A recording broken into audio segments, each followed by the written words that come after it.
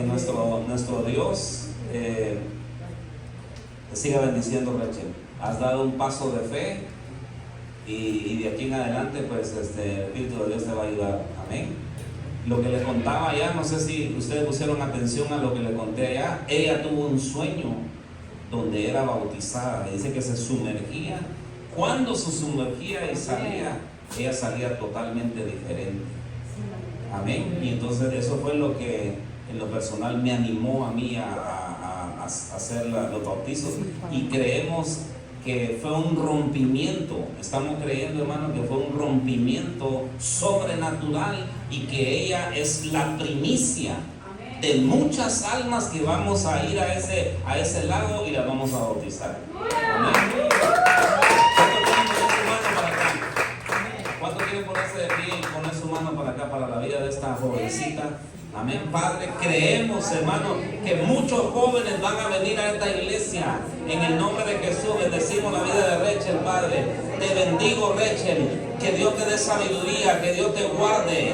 Que esto que has hecho el día de ayer es un paso de obediencia a nuestro Rey y Salvador. Declaramos, Padre Santo, en el nombre de Jesús, que Dios va a bendecir tu vida, que Dios estará ahí contigo y te abrirá camino donde no lo hay, y que recibirás más del Espíritu Santo. Yo declaro que recibirás más del Espíritu Santo en el nombre de Jesús, y que tú estás representando la primicia que le estamos ofreciendo a nuestro Dios. Que Ministerio Internacional Jesús, Rey de Reyes, tú eres la primicia, y que vendrán muchas más almas. En nombre de Jesús. Gracias, Señor. Gracias, Padre Santo. Ahora sí puedes tomar su lugar. Vamos a ir a lo que es la palabra de Dios. En el nombre de Jesús creemos que el Espíritu Santo nos va a estar ayudando ahí. Amén. Gracias, Jesús. Quiero que vaya conmigo al pasaje donde hemos estado, que hemos estado estudiando, que es Gálatas 5. Gálatas 5. Gracias, Jesús. En el libro de Gálatas 5:22. ¿Por qué no hay a Gálatas 5:22? Gracias, Jesús de gloria. Gracias, Padre eterno. Gracias, milagroso Rey, poderoso Padre. ¿Qué dice Gálatas 5:22? Vamos a leerlo a la cuenta de 3. Vamos a leerlo todos juntos. Dice Gálatas 5:22. A la cuenta de 3. 1, 2, 3. No están ahí ustedes todavía, ¿verdad? Dice Gálatas 5:22. ¿Ya está listo? Una vez más, pues. 1, 2, 3. Mas el fruto del Espíritu es amor, gozo, paz, paciencia, benignidad, bondad, fe, mansedumbre, templanza. Contra tales cosas no hay ley. Padre, te damos gracias, mi Dios amado, en esta hermosa hora, mi Dios amado. Hemos estado hablando acerca de la manifestación del Espíritu Santo en nuestra vida, Padre, del fruto de la manifestación del fruto de nuestra vida. Te pedimos que en esta tarde, mi Dios amado, sigas edificándonos, Señor amado. En el nombre poderoso de Cristo Jesús, yo declaro, mi Dios amado, que tú, mi Dios amado, poco a poco estás edificando nuestra vida, mi Dios amado, en tu Santo Espíritu, mi Dios. Que tu Espíritu Santo nos está ayudando, mi Dios amado, y día con día, Padre Santo, estamos siendo edificados a través de tu Espíritu Santo, mi Dios amado, porque eres tú el único que nos puede edificar, mi Dios Santo. Amén y amén. Entonces, amados hermanos, seguimos estudiando acerca de lo que es los frutos de la manifestación de los frutos del Espíritu Santo en nuestra vida. Recuerde, esos 9 frutos que hay ahí los debemos de manifestar cada uno de nosotros. Ahí debe de haber ¿qué? Número 1, debe de haber amor. Ahí debe de haber gozo, debe de haber paz, debe de haber paciencia y benignidad. Esos fueron los 5 frutos del Espíritu que vimos la semana pasada. Hoy en esta tarde veremos otros 4 que también son de suma importancia.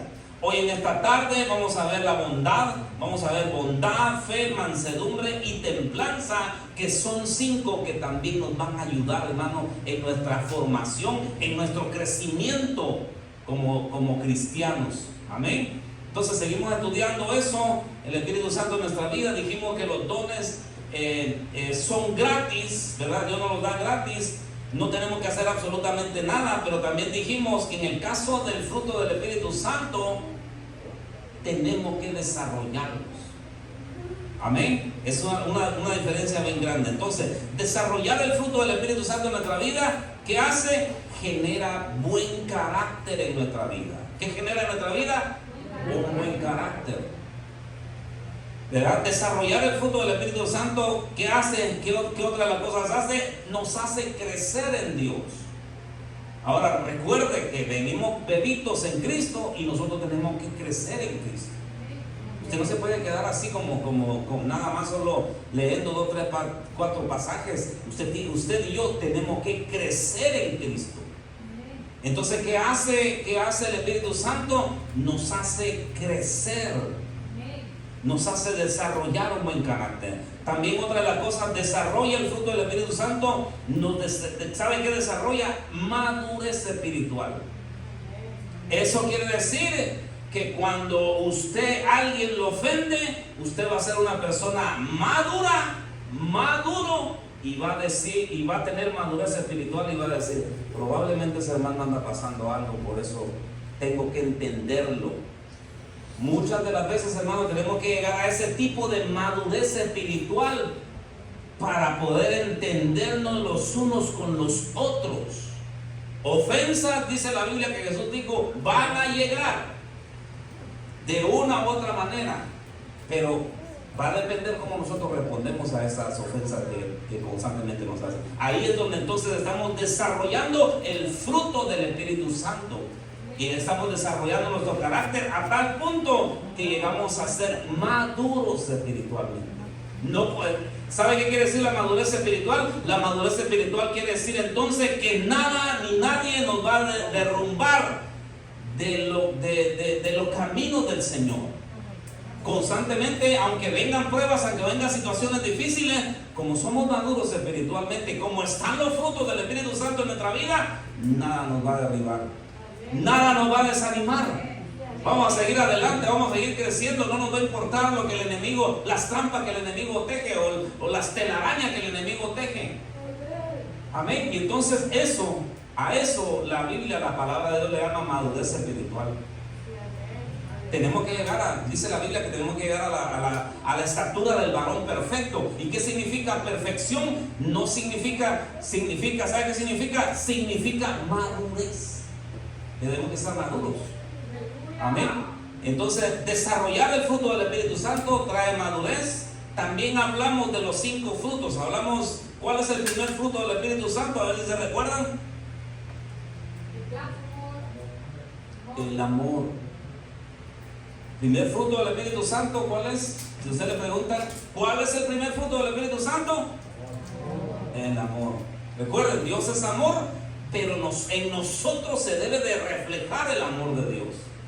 Por eso dice la Biblia en 1 Corintios, si hablase lenguas humanas, angélicas, y no tengo amor, vengo a ser como metal, como metal que resuena o címbalo que retumbe.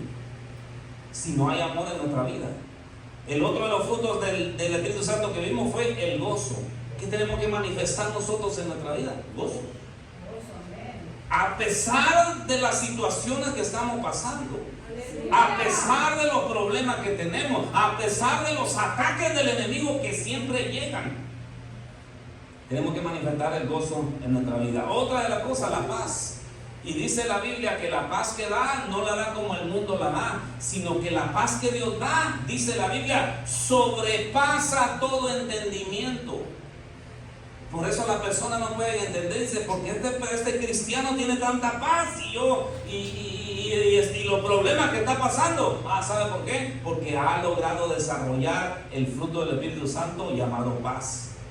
Nada lo mueve. La Biblia dice que Jesús estaba durmiendo en la barca, estaba en la barca durmiendo y se levanta una tormenta. Y cuando se levanta esa tormenta, los discípulos se afligen. Y dice la Biblia que Jesús dijo: ¿por qué se asustan? Ese tipo de paz es la paz que Dios nos quiere dar. Otra de los frutos del Espíritu Santo que vimos la semana pasada es la paciencia. ¿Hay algún paciente aquí?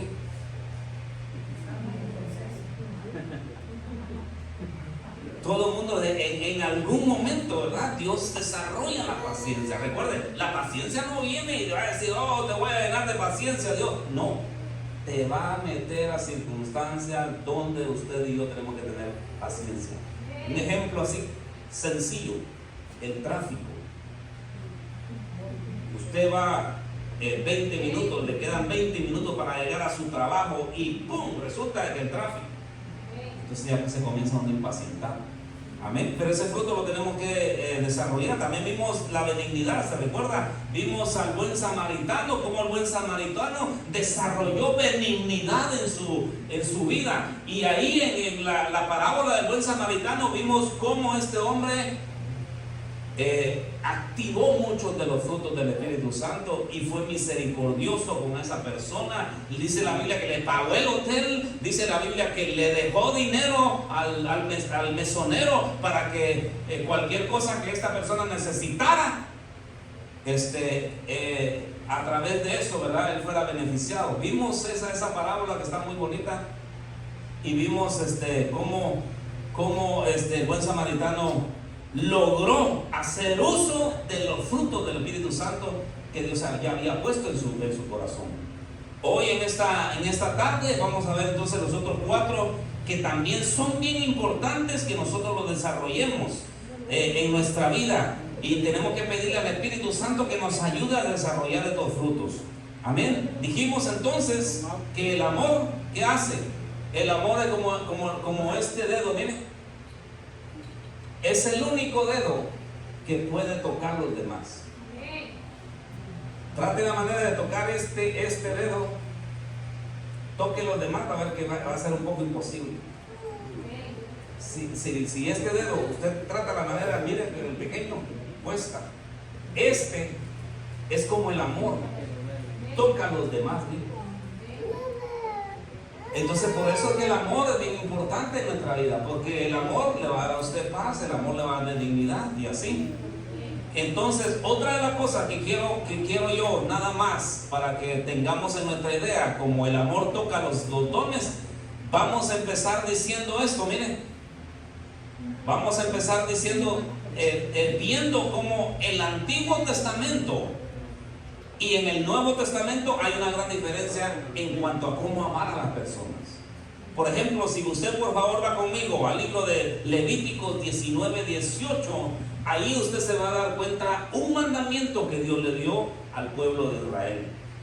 Pero cuando usted va al Nuevo Testamento, Jesucristo dice algo diferente. Vayamos por favor primero a Levíticos 19:18 para que vayamos entendiendo esto. Mire lo que dice la palabra de Dios ahí en Levíticos 19:18. El libro de Levíticos, ya sabe, está en el Antiguo Testamento. Ahora vamos a ver el contraste, miren. Levíticos 19:18 dice: no te vengarás ni guardarás rencor a los hijos de tu pueblo, sino amarás a tu prójimo como a ti mismo. Y queda bien acentuado y dice: yo, Jehová. ¿Ok? Entonces yo quiero que note usted ese párrafo. Sino amarás a tu prójimo como a ti mismo. ¿Cómo se ama usted? Pregunta. ¿Cómo se ama usted? ¿Verdad que usted se va a la mejor tienda de Estados Unidos y dice: me voy a comprar el mejor traje, me voy a hacer la mejor casa, me voy a comprar el mejor automóvil? Entonces, pero la Biblia dice: ama a tu prójimo como a ti mismo.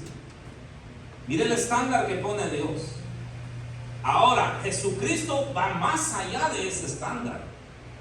Mire lo que dice en el libro de Juan 13:34. Juan 13:34, siempre hablándole de amor.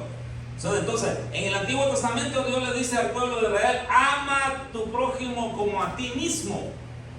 En el Nuevo Testamento, mire lo que le dice Jesucristo a las personas en cuanto al amor, porque es bien indispensable que tengamos amor cada uno de nosotros, que manifestemos el fruto del amor en nuestra vida.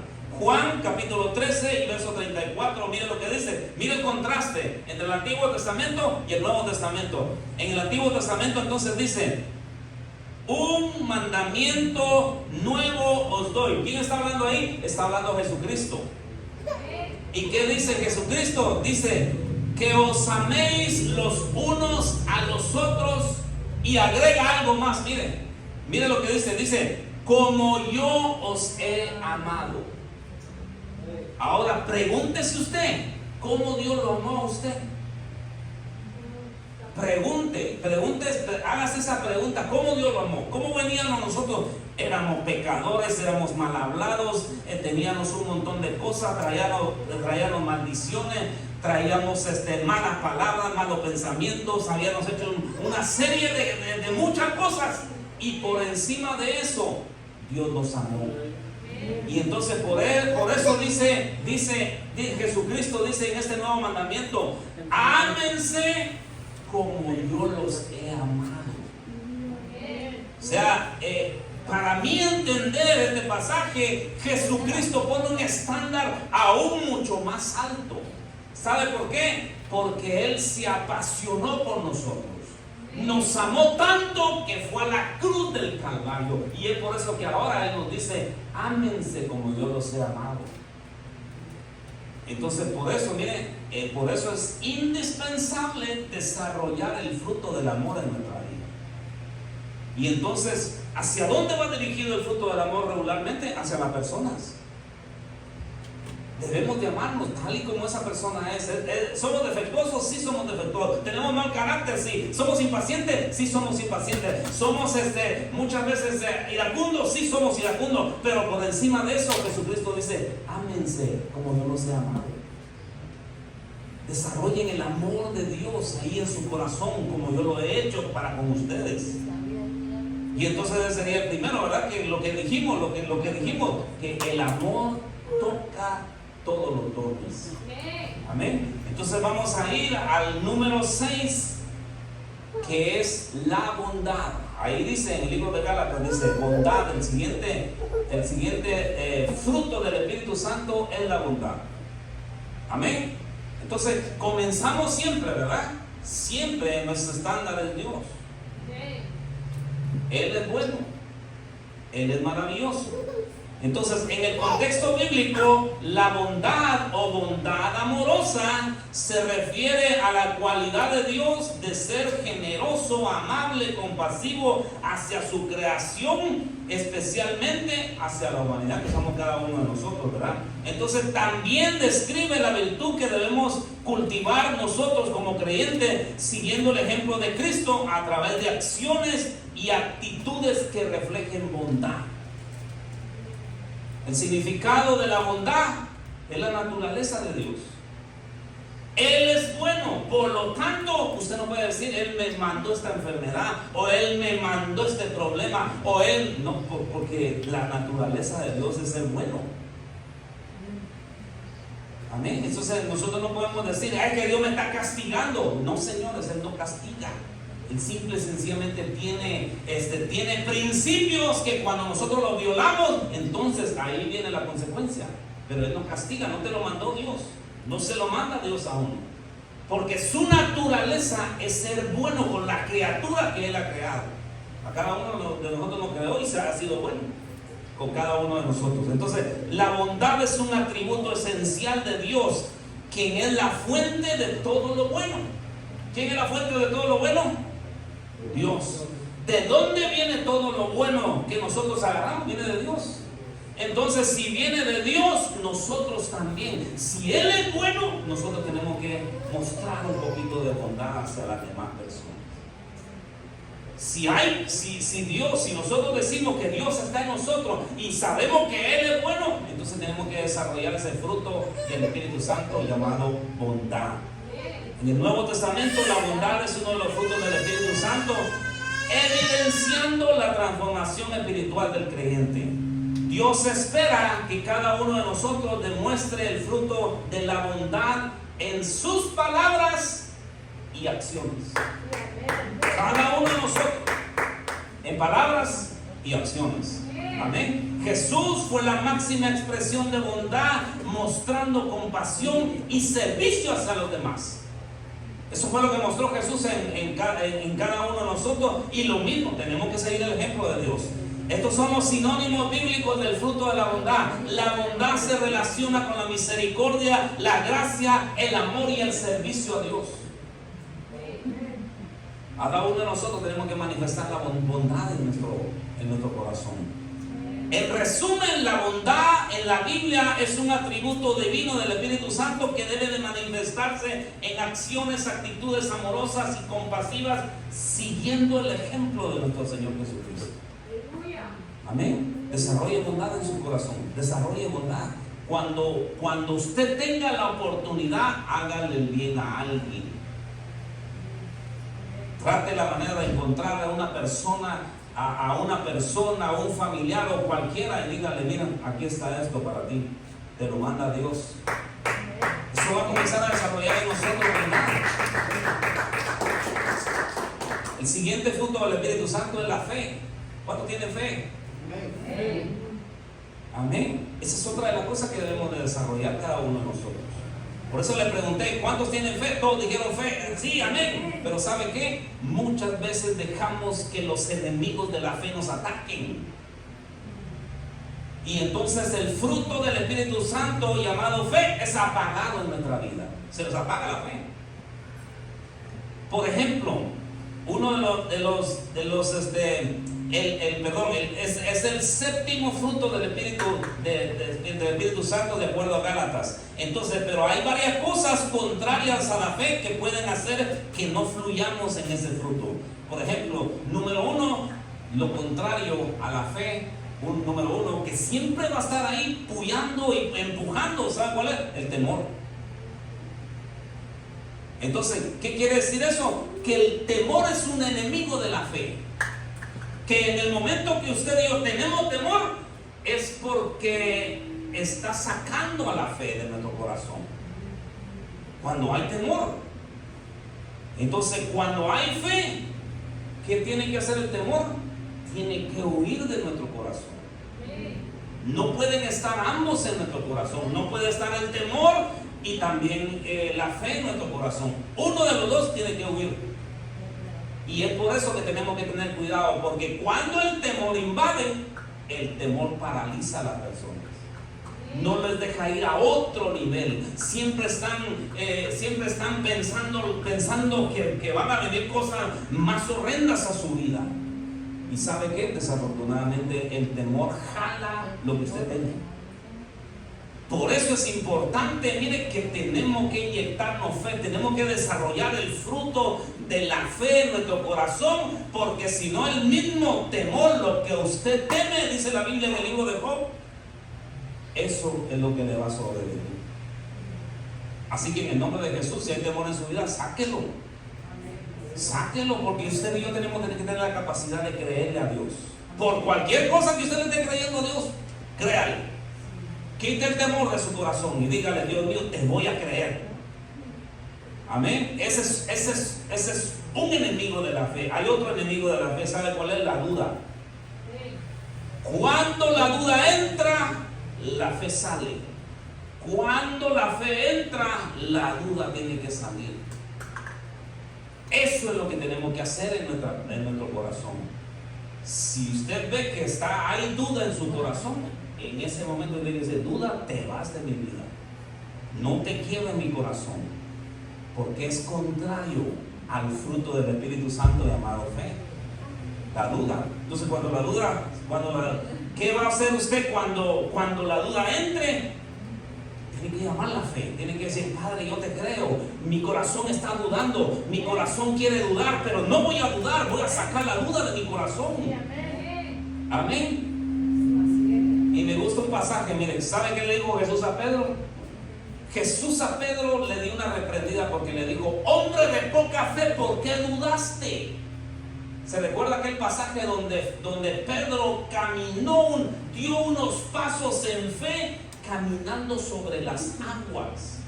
Y cuando él caminó sobre las aguas, cuando vio fijamente a Jesús y estaba caminando sobre las aguas, todo estaba bien. Pero llegó un momento donde Pedro dudó. ¿Y sabe qué pasó? Se hundió. Así hay muchas personas en su fe, hundidas en su fe. Y Dios vino y lo rescató. Y le dijo, pero le dio una buena regañada. Le dijo: hombre de poca fe, ¿por qué dudaste?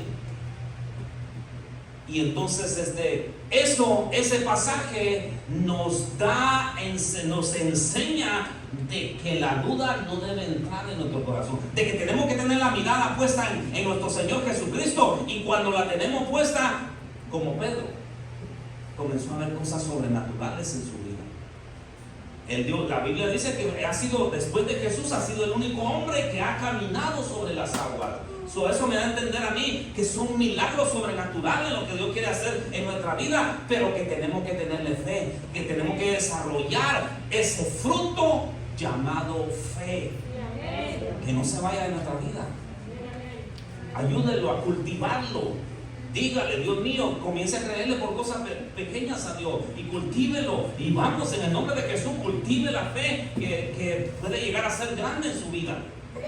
Amén, porque la fe va de crecimiento en crecimiento. Tal vez usted le está creyendo por un trabajo, por algo pequeño, y ya cuando usted tiene 2 o 3 años en el Evangelio, créale a Dios por cosas grandes. Amén.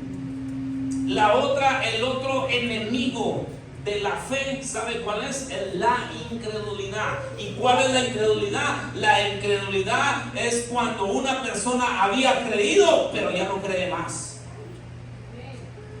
Entonces creyó en algún momento, pero entró la incredulidad a su vida y ya no cree más. Entonces, dice la Biblia que Jesús no hizo muchos milagros en Nazaret por la incredulidad de ellos, no de Jesús. Escúcheme, Jesús tiene el poder para hacer milagros en tu vida, pero si hay incredulidad, no lo va a poder hacer. Porque por eso dice en ese pasaje, dice que Él no hizo muchos milagros en Nazaret por la incredulidad de ellos. Dios tiene el poder, pero si tú no le crees, no va a poder hacer mucho en tu vida. ¿Me doy a entender? Él tiene el poder, Él es poderoso, Él es grande, Él es milagroso. Pero si tú no le crees, le atas las manos. Entonces, ¿qué le desata las manos de Dios para que te den lo que tú estás anhelando? Que quiten la incredulidad de tu vida. Amén. Otra de las cosas interesantes en cuanto a la incredulidad, dice la Biblia que Jesús le dijo a Tomás le dijo: mete tu dedo en mi costado y mira mis manos, y no seas incrédulo sino creyente. Porque Tomás no creía. Dice la Biblia que Tomás dijo: hasta que yo no vea a Jesús o los hoyos de los clavos de Jesús, no voy a creer. Y entonces Jesús de nuevo, ¿verdad?, le dijo: mete tu mano en mi costado y en mis dedos y cree y no seas incrédulo. Entonces, escuchen, la lección es esta, muy sencilla: créale a Dios. No sé por qué le está creyendo usted, probablemente le está creyendo por alguna sanidad en su cuerpo, o le está creyendo por un trabajo mejor, o cualquier cosa que usted le esté creyendo a Dios. Vamos, en el nombre de Jesús, usted tiene que creerle para que la incredulidad, la duda salgan de nuestra vida. Dice la Biblia en Mateo 17:20, miren, vaya conmigo ahí por favor, porque eso es interesante. Miren, Mateo 17:20, miren lo que dice Jesús hablando, dice en Mateo 17:20, dice, Jesús les dijo: porque de cierto os digo que si tuviere fe como un grano de mostaza, dice, y dijeres a este monte: pásate de aquí para allá, y se pasará, y nada os será imposible. ¿Por qué? Porque Jesús nos está pidiendo que tengamos un granito de mostaza de fe, para que Él pueda hacer grandes cosas en nuestra vida. Solo, miren, ¿sabe cómo es un grano de mostaza? Es una cosa pequeñita así. Eso es lo que Dios nos pide. Eso es lo que Jesucristo anda buscando de parte de nosotros. Y por eso es importante que nosotros desarrollemos ese fruto llamado fe. Porque cuando desarrollamos ese fruto de fe, dice la palabra de Dios ahí, dice que cualquier cosa que pidamos, nada será imposible. Amén. Así que yo le animo, en el nombre de Jesús, hermano, desarrolle ese fruto del Espíritu Santo llamado fe, para que usted le crea a Dios por cosas grandes, por cosas gloriosas. Yo no sé por qué usted le está creyendo en este momento a Dios, pero ¿sabe qué? Una cosa sí sé, porque lo he visto año tras año. Cosas milagrosas pueden pasarle a su vida, pero usted tiene que tener fe en su corazón. Amén. Recuerde, la duda, la incredulidad le ata las manos a Dios. ¿Por qué cree usted que en África existe mucha hambre? Porque Dios lo que quiere de las personas es que tengan fe. Dios no está viendo la necesidad de esas personas.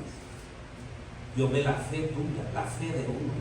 Es la fe la que puede hacer maravillas en nuestra vida cuando le creemos a Dios. Cuando decimos, tú me vas a suplir, Dios Santo, tú me vas a sanar, Dios Eterno, tú vas a abrir camino donde no lo hay. Recuerden lo que dice la palabra, yo abriré camino en el desierto. Miren qué contraste, la palabra dice, yo abriré camino en el desierto. ¿Cómo Dios va a poder abrir el camino en el desierto? Pero Él sí lo puede hacer. Abrió el mar rojo.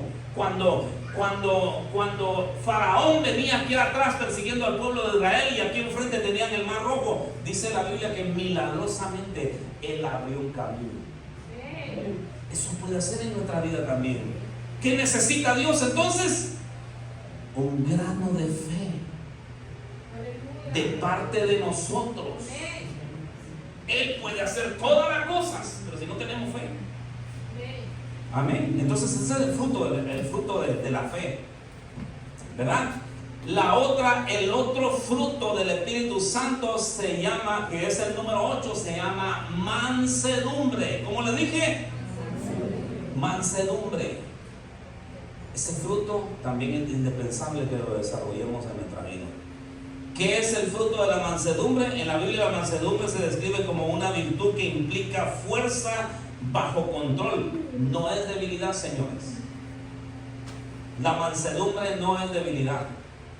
¿Ok? Es una cualidad de carácter que muestra humildad, paciencia, dominio propio, especialmente en situaciones de conflicto o dificultad. ¿Qué va a hacer esa persona en ese tipo de situaciones? Va a tener mansedumbre. Amén. Entonces la persona mansa no es fácil provocar. Escucha esto porque está interesante. Porque regularmente lo provocan a uno, ¿verdad? ¿Cuántos se han sentido en algún momento provocados a armar un conflicto? Pues el mansedumbre, ¿sabe qué es lo que hace? Da la vuelta e ignora a las personas. Y dice, no quiero ningún de ese tipo de cosas. Pero el que no tiene la mansedumbre, rápido, ¿qué hace? Contesta. Porque fue provocado y cayó en la trampa. Así que, ¿cuánto necesita mansedumbre? Necesitamos la mansedumbre de Dios. Yo necesito la mansedumbre de Dios. Amén. Yo creo que también muchos de los que estamos aquí necesitamos la mansedumbre de Dios. La persona mansa no es fácilmente provocada, responde con amabilidad, busca la paz en lugar de confrontación. El fruto de la mansedumbre, según la Biblia, se manifiesta en varias maneras. Número 1, humildad. Reconociendo la propia dependencia de Dios. Es una persona humilde. Una persona humilde siempre va a decir, Dios mío, yo no puedo, pero tú sí puedes. Dios mío, dependo de ti. Mi dependencia está totalmente de ti. Es una persona humilde. ¿Okay? Otra de las cosas de las manifestaciones de la mansedumbre, esa persona tiene paciencia, también tiene templanza, que es control sobre las emociones, sobre sus emociones y reacciones, especialmente la ira. Una persona con mansedumbre no va a responder airada. sino que simplemente va a tener control de sus emociones. ¿A cuánto se le sale de control sus emociones? Si se nos salen, la ira, el enojo rápido, uno le dice algo y ahorita le voy a responder. Ahorita va a ver que yo soy karate, que tengo cinta negra en karate, y respondemos, ¿sí o no? Si respondemos, amados hermanos, ¿qué tenemos que desarrollar en nuestra vida? Mansedumbre en nuestra vida. Amén. Y entonces eso nos va a ayudar mucho a todos los que estamos aquí nos va a ayudar mucho. También la mansedumbre genera mucha amabilidad y consideración. Considere muchas veces que las personas, muchas personas andan en tantas tribulaciones y nosotros queremos echarle más leña al fuego. Muchas veces lo que tenemos que hacer es, ¿sabe qué? Simplemente considerar, ponernos en los zapatos de la otra persona, porque muchas veces esas personas andan amargadas. Muchas personas, especialmente los que no tienen a Dios. Usted tiene que ser consciente de que usted conoce a Dios, y si se topa con una persona que no conoce a Dios, usted tiene que ser consciente de que esa persona no conoce a Dios. Por tanto que no conoce a Dios, usted tiene que ser más amable con esa persona, porque usted lo conoce y ella no. Usted no sabe con qué tribulaciones anda esa gente. Entonces tenemos que ser amables con ellas. El fruto de la mansedumbre, escuche, como le dije al principio, no es debilidad. Porque muchos tendemos a decir, ok, es que si soy manso con esta persona, se van a querer montar en mí. Pero muchas veces no es así. En Dios no es así. Simplemente uno es humilde, sencillo, y a su tiempo Dios lo levanta a uno.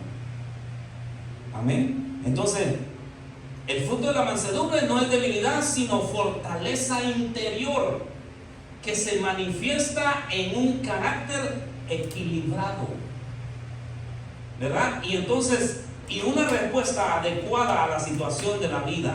La mansedumbre refleja el carácter de Cristo y la manifestación del fruto del Espíritu Santo. Recuerde, mansedumbre, manso, no menso, porque hay una gran diferencia, ¿verdad? Manso, no menso, ¿verdad? Vamos a hacer, entonces, ¿qué vamos a hacer? Vamos a desarrollar en nuestro corazón la mansedumbre. Amén. Y son frutos del Espíritu Santo, miren amados hermanos, que comienza a desarrollar, que comienzan, desarrollan nuestro carácter. Recuerde, son características de nosotros que Dios y las demás personas deben de verlas como buenas. Por eso los 9 frutos del Espíritu Santo, cuando una persona nos ven a cada uno de nosotros, van a decir, esa mujer es un buen cristiano, o ese hombre es un buen cristiano, porque están viendo características buenas del suyo. Eso forma el carácter. A lo contrario de una persona de mal carácter. ¿Cómo ve usted una persona de mal carácter? Todo le cae mal. ¿Ha escuchado usted esa frase que dice, yo saqué el carácter de mi abuelo, así que no me digan nada porque así era mi abuelo y así soy yo, ¿y qué? Pues eso quiere decir que esa persona no es que haya heredado ese carácter, sino que él mismo lo está formando, ese carácter. El carácter se forma. El carácter usted no lo hereda, usted y yo. Ahora que tenemos la palabra, nosotros podemos formar un buen carácter en nuestra vida, ¿verdad? ¿A través de qué? De los dones del Espíritu Santo. Ahí está el 9, miren, que tenemos que desarrollarlos en nuestra vida para que se forme en nosotros un buen carácter. Y digan, oh, Donald es de buen carácter. Mírenlo cómo es de paciente, mírenlo cómo tiene mansedumbre, miren cómo es bondadoso, mírenlo cómo es de amable. Todos esos son los frutos del Espíritu Santo que debemos de desarrollar nosotros, ¿verdad? Y hay uno más, y por ser el último, no quiere decir que es el menos importante, pero yo diría que es como ponerle a un pastel una cereza, porque es bien indispensable, y se llama, ahí usted lo ve en el libro de Gálatas 5:22, es la templanza o el dominio propio. Mire que este fruto del Espíritu Santo es bien importante, miren, porque el dominio propio es dominarme a mí mismo. Dios nunca dijo, domine a tu hermano. No, señores. No se trata de dominar a la persona. Se trata de dominarnos a nosotros mismos, especialmente cuando hay tentaciones. Y recuerde, las tentaciones hay una infinidad de tentaciones que el enemigo nos pone todos los días. Entonces, ¿qué debo de hacer yo como un buen cristiano que tiene dominio propio? Dominarme. Yo me puedo dominar a no ver novelas, digamos. Yo me puedo dominar a las tentaciones que vean. Nosotros los hombres no podemos dominar a las tentaciones conforme, ¿verdad? Los mensajes semipornográficos que uno puede ver. No podemos dominar en eso. No podemos dominar en no hablar más de lo que no se le pide. Nos podemos dominar en muchas áreas de nuestra vida, nos podemos dominar, pero es indispensable que usted y yo desarrollemos ese don. Amén, ese fruto del Espíritu Santo llamado dominio propio. Amén. Ok, el dominio propio es bien interesante, amados hermanos. Es el último de los frutos del Espíritu Santo, pero no menos importante que los demás. De hecho, es esencial en nuestra vida porque nos ayuda a defendernos. ¿Qué hace entonces el dominio propio? Nos ayuda a defender nuestra vida de que caigamos en pecado. Por ejemplo, segunda de Timoteo, vaya conmigo por favor a segunda de Timoteo, también habla de este fruto del Espíritu Santo. Segunda de Timoteo 1:7, vea usted lo que dice ahí en segunda de Timoteo 1:7, dice, porque no nos ha dado Dios espíritu de cobardía. Escúcheme. Esto es para todas aquellas personas cobardes que tienen miedo. Dice la Biblia ahí, literalmente dice, Dios no nos ha dado espíritu de cobardía, no nos ha dado un espíritu de temor. Dice, sino de poder, amor, y mire que incluye el amor también y dominio propio. Eso quiere decir que las pasiones desordenadas yo las puedo dominar. El amor hacia determinada adicción yo la puedo dominar. Pero tengo que desarrollar ese fruto en mi vida. Yo puedo dominar muchas cosas en mí para que no me destruyan. Porque recuerde, la lucha es tremenda con el enemigo. Entonces, si yo logro dominarme, el enemigo no va a cumplir su propósito, sino que yo voy a cumplir mi propósito en Dios. Amén. Entonces, en la Biblia, la templanza, también llamada dominio propio, se refiere a la capacidad de controlar los malos deseos y pasiones desordenadas, actuando con moderación y equilibrio. ¿Verdad? Todo tiene su equilibrio. Por ejemplo, mire, si usted come demasiado, ¿qué va a pasar? Va a comenzar a engordar, va a comenzar los niveles de azúcar, los niveles de colesterol se van a ir por un lado. ¿Por qué? Porque usted no se dominó y no tuvo dominio propio, y entonces no tuvo un equilibrio.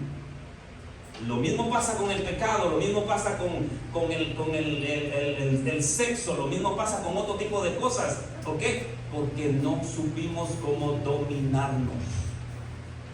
Y tenemos que aprender a dominarnos cada uno de nosotros, especialmente cuando el diablo pone una tentación.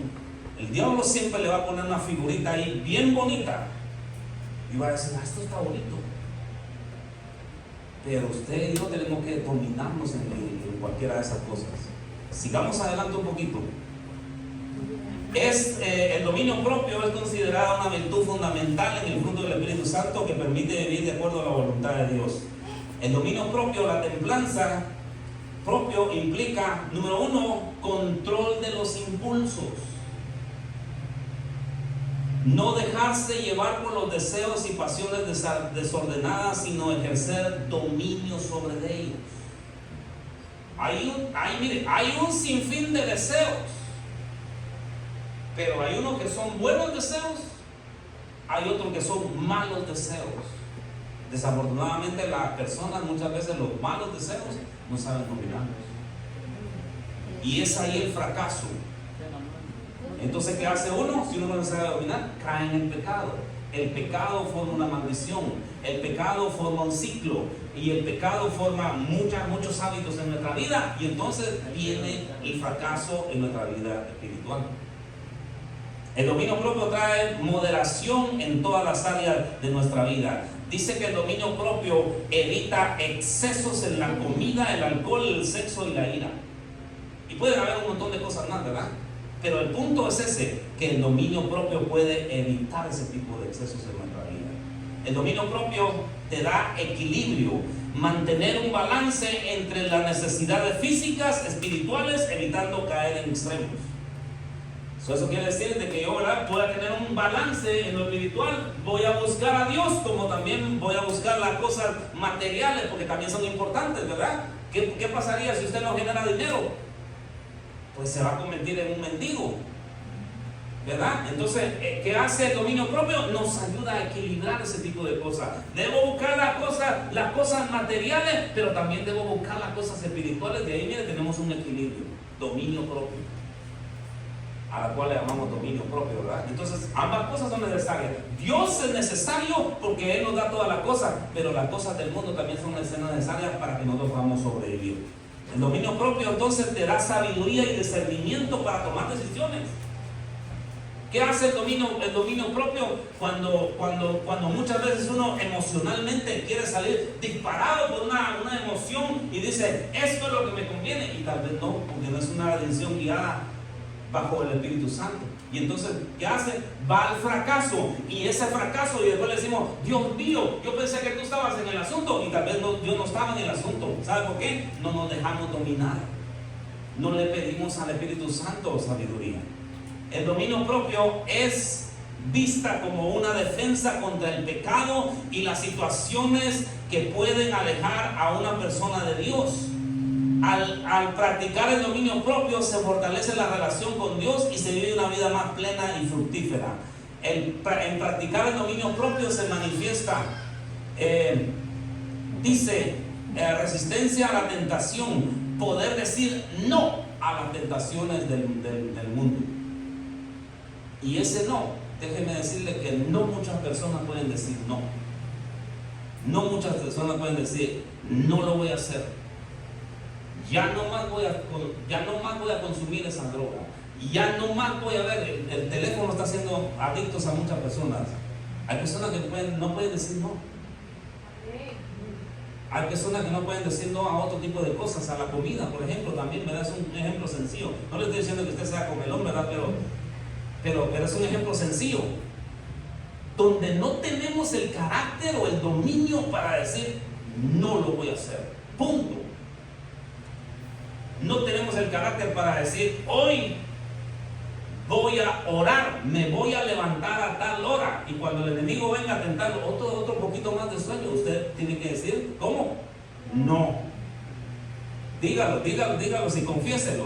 Voy a decir no. Voy a tener dominio para decir no en la tentación. El diablo, mire, nos pone entre semanas una infinidad de tentaciones, y usted va a tener que decidir a decir sí a la tentación o no a la tentación. Si usted le dice no, usted está generando dominio propio en su vida. Y tarde o temprano, algún día Dios lo va a premiar por esa fidelidad, por usted decir no. ¿Okay? Dominio propio es mantener la calma y la compostura ante situaciones difíciles o provocaciones. El dominio propio, templanza, es mucho más que simplemente controlar los deseos. Es un camino hacia la madurez espiritual. Cada vez que usted dice no, se está convirtiendo en un cristiano más maduro. Cuando usted dice no. Ahora, dice la Biblia que José el soñador, ¿cuántos se acuerdan de la historia de José el soñador? Era un joven que Dios le daba sueños, y que desafortunadamente los hermanos lo vendieron, y se lo vendieron a este hombre llamado Potifar. Y es impresionante la historia, ¿no? Que trae mucha enseñanza esa historia, pero hay un punto, combinemos esto con el dominio propio. Hay un punto donde José, dice la Biblia que José Lo vendieron sus hermanos, se lo vendieron a Potifar. Llegó Potifar, Potifar lo puso por encima de su hogar. Solo estaba, lo único que él no mandaba era la esposa. Pero ¿sabe qué? La esposa lo acosaba. Pero ¿sabe qué? José tuvo la capacidad de decir no. Y dice la Biblia así, literalmente, que dejó sus ropas y salió huyendo. ¿Sabe qué? Número uno, porque respetaba a Dios. Esa es una de las cosas que tenemos que tener mucho nosotros en cuenta en cuanto al dominio propio. Número uno, que cuando usted le dice no a aquellas tentaciones que vienen del diablo, usted toma o pone en alta estima a Dios. Y usted dice, no, porque mi Dios, respeto mucho a mi Dios. Y luego dice la Biblia que José dijo no por él mismo. ¿Sabe por qué? Porque Dios tenía un propósito, un destino y una coronación en su vida y una asignación en su vida. Si en ese momento José hubiera dicho sí, se termina el propósito, se termina el destino y se termina lo que Dios tenía predestinado para su vida.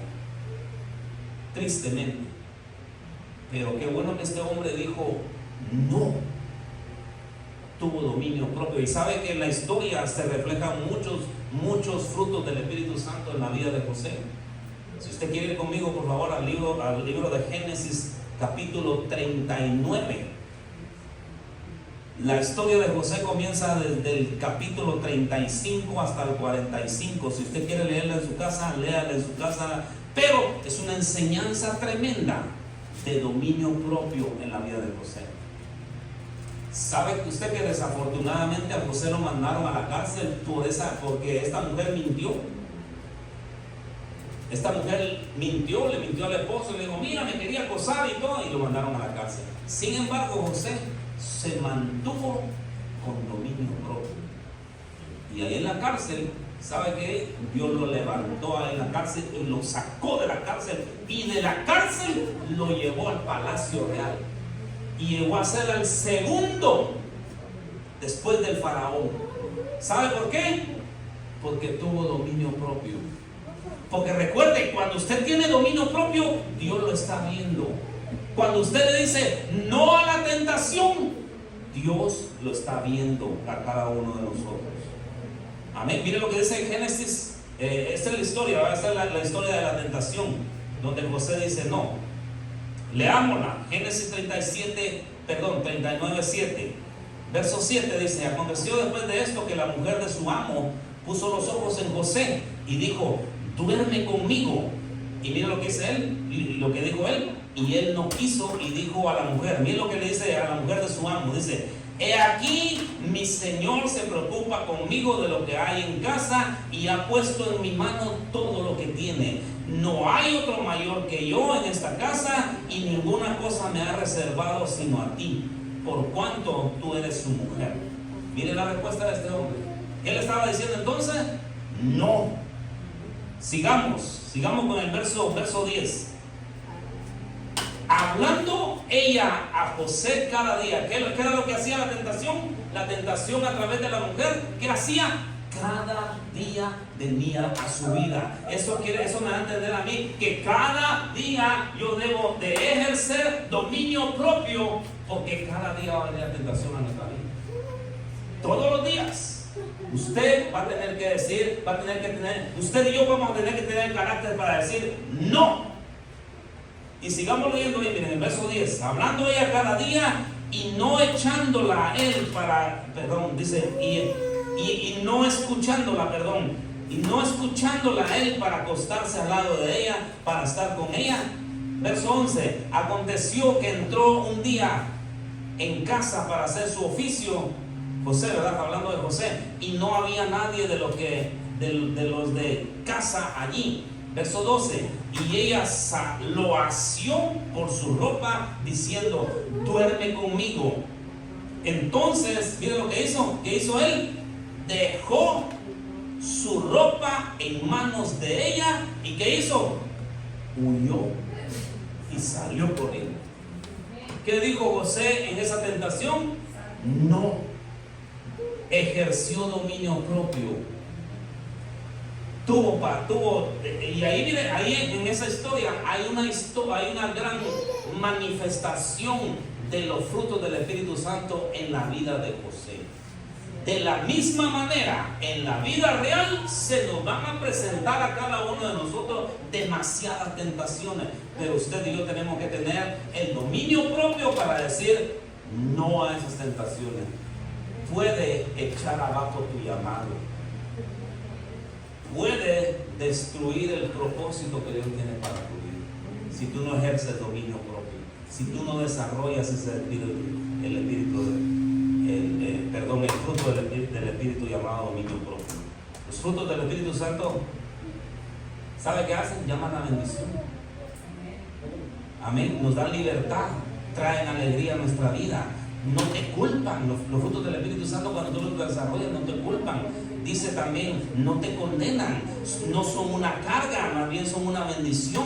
Desarrollándolo cumplimos el llamado y propósito de Dios. Forma nuestro carácter, nos parecemos más a Cristo cada día. Cada vez que usted desarrolla los frutos del Espíritu Santo, usted se está formando a la imagen de Cristo.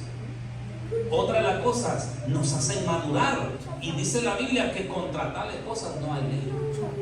Eso se lo explico otro día, porque el tiempo nos apremia. Amén. Quiero que se ponga de pie por un momento y oremos.